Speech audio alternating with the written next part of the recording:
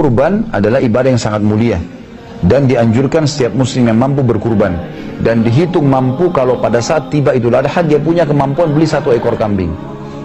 Itu dihitung mampu, jadi bukan berarti orang harus punya tabungan atau kaya raya. Teman-teman pun yang bekerja, kalau memang ada tabungan 5 juta, 10 juta, mampu beli kambing 1 juta rupiah, 1 juta saya beli.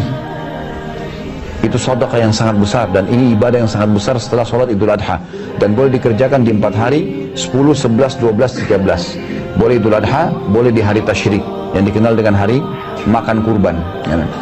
Dan ini Allah mengatakan fasholli rabbika wanhar, ya, sholatlah dan berkurbanlah. Kemudian teman-teman sekalian, di antara 3 jenis hewan, kambing dan domba satu jenis, sapi dan unta, yang paling afdal adalah kambing dan domba. Walaupun kita mampu beli sapi, di Indonesia kita banyak beli sapi karena kita menganggap dagingnya lebih terbiasa, familiar kita makan. Padahal sebenarnya lebih afdal adalah kambing dan domba. Karena Nabi SAW dalam hadis Bukhari dikatakan berkurban dengan 65 ekor domba untuk diri beliau sendiri. Lalu beliau menambah lagi 1 ekor, beliau mengatakan ini untukku dan umatku yang belum menyembelih. Maka teman-teman sekalian, ada yang saya faham, ada pernah orang tanya sama saya, Ustaz, sapi yang saya mau berkurban ini belum cukup 7 orang. Maka dipaksakan nyari orang untuk supaya bisa 7 orang. Padahal sebenarnya tidak perlu. Kalau bapak-bapak sekalian, bapak ibu sekalian mampu bayar 1 ekor sapi sendiri, bayar sendiri. Untuk apa bagi-bagi pahalanya ke orang? Ambil aja sendiri semuanya, gitu kan? Kalau mampu. Kalau bapak ibu mengatakan, baik, uang saya pas-pasan, tidak usah khawatir. Konsep Islam beda dengan kapitalisme. Konsep Islam, sedekah dapat. Konsep kapitalisme, nabung baru kaya. Nah, nggak ketemu ini. Mustahil ketemu. Karena kalau orang nabung kaya, orang kalau nabung mau sedekah nggak kira-kira? Kalaupun sedekah terus 1.000, 2.000, 1.000, 2.000 terus, ya. Itu terus yang berputar di celengan masjid. Tapi kalau orang faham konsep dalam Islam, hadis Nabi SAW riwayat Bukhari, hadis Qudsi, Allah berfirman, ya bena Adam, anfik alaik, wahai anak Adam, berinfak dulu di jalanku, aku akan berinfak untukmu. Berarti dengan sedekah kita keluar, makin besar datangin dari Tuhan. Itu konsep dasar, dan ini tidak bisa ketemu antara Islam sama kapitalisme. Makanya teman-teman yang masih ragu, oh uang saya pas-pasan nih 10 juta tabungan, kalau saya sedekah nanti saya keluarin kurban, berkurang dong secara matematika. Ini harus dijawab nih, karena ini masih pemahaman kapitalisme. Islam mengatakan kalau kamu keluarkan kamu akan dapat. Coba belajar deh teman-teman sekalian, coba belajar, berikan yang besar di jalan Allah, Allah akan berikan yang terbaik buat kita. Itu sudah menjadi sunnatullah, dan Allah mengatakan walan tajida li sunnatillahi tabdila. Kalian tidak akan menemukan pergantian dalam hukum-hukum Allah, nggak bisa. Sunnatullah. Kita baik sama orang, kita dibaikin, gitu kan? Kita bersedekah akan dapat, itu pasti, nggak mungkin tidak. Bahkan kata Nabi SAW, manaqasa malun min sedekah, tidak akan berkurang harta seorang hamba karena sedekah. Jadi kalau teman-teman punya istri di rumah juga punya pendapatan, kita punya pendapatan, walaupun kita tabungannya masih kecil, sedekahin, kurban.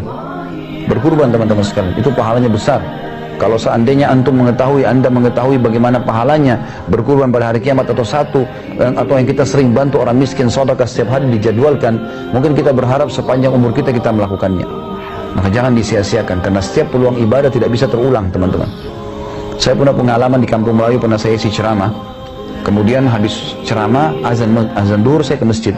Ada seorang ibu tua sekali dengan anaknya di bawah pohon. Lalu dia berikan isyarat minta duit. Saya sudah niat mau bantu sebenarnya, tapi saya takut ketinggalan sholat duhur. Lalu saya bilang, sebentar bu, habis sholat saya ke masjid. Saya balik, ibu itu sudah tidak ada. Saya naik ke mobil saya keliling-keliling nyari di sekitar itu, tidak ketemu ibu itu. Lalu subhanallah, saya punya rasa menyesal dalam hati. Lalu saya muhasabah sendiri, saya mengatakan, Khalid, apa susahnya tadi kalau kau tinggal korek kantongmu, kurang dari 1 menit, keluarkan, kasih ibu tersebut, lalu selesai, dicatat pahala. Kenapa ditunda? Ini waswas syaitan, dan tidak bisa terulang. Saya keliling 4 kali ke lokasi itu, tidak saya temukan ibu itu lagi. Mungkin saya bisa sedekah dengan orang lain, tapi apa jaminan saya masih bisa hidup? Mungkin itu amal terakhir saya, nggak ada kesempatan lagi. Maka jangan sia-siakan teman-teman sekalian. Sabda Nabi SAW, kalau anak Adam meninggal, dunia akan ikut ke kuburan 3. Keluarganya, hartanya, dan amalnya, dan akan pulang 2. Keluarganya dan hartanya akan pulang. Secinta-cintanya, tidak usah kita bicara suami istri, karena suami istri bisa cerai, bisa jadi mantan pasangan dan seterusnya. Tapi kalau anak, nggak ada mantan anak. Baik, kalau anak antum meninggal dunia, anak anda meninggal dunia nih, kira-kira mau nunggu gak di kuburan 1 hari? Hah? Nginap 1 hari mau gak? Kok senyap ini, gak ada jawaban? Hah? Orang gak mau. Betul sabda Nabi SAW kan? Dari 3 ini, keluarga, harta dan amal akan kurang 2. Keluarganya dan hartanya. Secinta-cinta orang pada si mayit tidak akan tinggal. 1 jam maksimal sudah luar biasa tunggu di kuburan, pulang ke rumahnya. Mobil kita walaupun Alphard, Ferrari, mobil yang mahal pun paling jauh parkir di pagar kuburan, gak bakal ikut ke liang lahat. Pulang dibagi harta warisan, yang tinggal bersama kita amal. Ini antum duduk di majelis ilmu, ya, yang kita sholat. Yang sayangnya kadang-kadang kita sholat buru-buru 5 menit, ya gosip sama teman di HP 2 jam bisa. Padahal ini teman paling jauh nangis di atas liang lahat kalau kita meninggal. Tapi sholat tadi yang 5 menit kita buru-buru itu akan temani kita di kuburan. Gimana caranya seseorang muslim tidak berpikir ke situ? Padahal sebenarnya amal dinomor satukan. Makanya teman-teman jangan sia-siakan. Apalagi Idul Adha terjadi setahun sekali.